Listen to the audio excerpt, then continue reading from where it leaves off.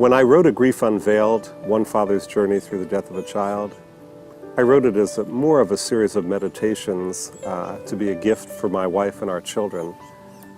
I had no idea of publishing it, and I had no idea the effect it would have when I published it. And the most gratifying thing that people have said to us consistently over 15 years is that it's the one book I read that made me realize I wasn't going crazy.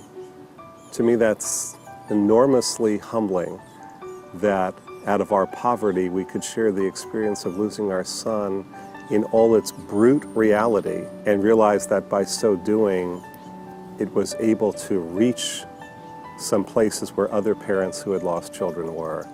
When I was invited to consider a new edition 15 years down the road of A Grief Unveiled, I was really struck with the opportunity that the invitation provided to say, where are we 15 years later? And so the opportunity to think about how to process this and look back over 15 years and see not only our own human growth, not only our own human limitations and frailty, but also to see how the Lord had cared for us over these 15 years in bringing us to a place of real hope and healing and life. We were dealt a tragedy.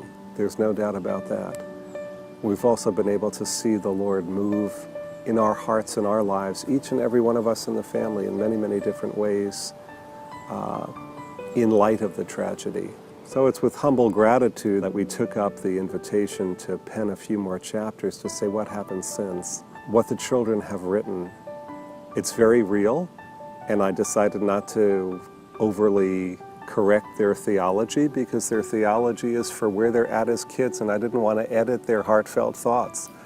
But underneath all that, very moving to see that the life of faith and the life of hope is very much alive in them, and that their relationship with their brother in heaven is something that's very real and deep and substantive in their lives. And for that, I'm just enormously grateful to the Lord and to my wife, who's a wonderful mother to them.